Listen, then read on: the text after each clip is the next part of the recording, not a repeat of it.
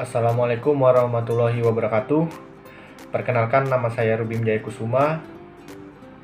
Baik, di sini saya akan menjelaskan materi tentang hukum, etika, dan pers. Pengertian hukum dan etika. Etika dan hukum pers merupakan dua hal yang berbeda. Etika lebih bercerita tentang moral bersifat subjektif, menyangkut perilaku batin seseorang yang sanksinya berupa sanksi moral, membuat hati nurani merasa tidak tenang. Sedangkan hukum lebih bersifat objektif, karena disusun berdasarkan aturan hukum seperti undang-undang, sehingga hukum memiliki kepastian yang besar dan hukum hanya membatasi ruang lingkung tingkah laku lahiriah saja dan sanksinya dapat dipaksakan. Etika profesi dan kode etik jurnalistik. Etika profesi merupakan hal yang penting karena dapat melindungi seseorang profesi dalam berkiprah di bidangnya, sama dengan kode etik jurnalistik.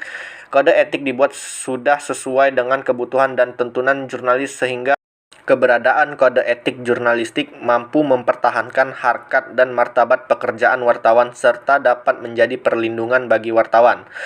Kode etik jurnalistik terdiri dari 11 pasal. Dewan Pers dan fungsi pers. Dewan Pers adalah sebuah lembaga independen di Indonesia yang berfungsi untuk mengembangkan dan melindungi kehidupan pers di Indonesia. Kebebasan pers. Pers bebas merupakan bagian dari hak asasi manusia. Pada pasal 19 menyatakan bahwa setiap orang berhak atas kebebasan mempunyai dan mengeluarkan pendapat.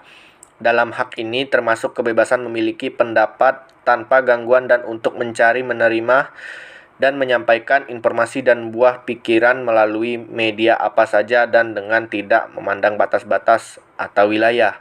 Kebebasan pers standar sebuah negara demokratis di mana ada pameo bahwa pers adalah pilar keempat demokrasi setelah trias politika, yaitu eksklusif, legislatif, dan yudikatif.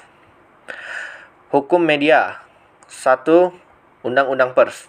Undang-Undang Nomor 40 Tahun 1999 tentang pers secara spesifik mengatur aspek kebebasan pers, termasuk di dalamnya pengaturan tentang fungsi pers untuk mencari, mengelola, dan menyebarluaskan informasi. Undang-Undang Pers mengatur segala perkara berkaitan dengan pers.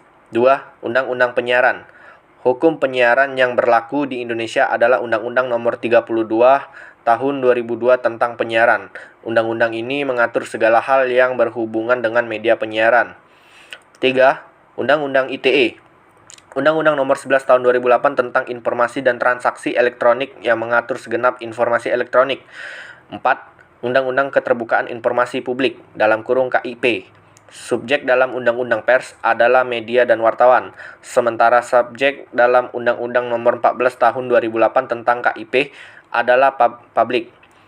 5. KUHP, Kitab Undang-Undang Hukum Pidana. Di Indonesia sudah banyak jurnalis dituntut ke pengadilan menggunakan instrumen hukum pidana, meski organisasi pers menolak menggunakan KUHP. Namun jurnalis harus mewaspadai sejumlah aturan pidana yang biasa dipakai untuk menjerat jurnalis atau penanggung jawab perusahaan pers. Kemerdekaan pers menurut penjelasan pasal 4 ayat 1 Undang-Undang Nomor 40 Tahun 1999 tentang pers, yang dimaksud dengan kemerdekaan pers dijamin sebagai hak asasi warga negara adalah bahwa pers bebas dari tindakan pencegahan, pelarangan, dan atau penekanan agar hak masyarakat untuk memperoleh informasi terjamin. Baiklah, itu tadi penjelasan dari saya materi tentang hukum dan etika pers.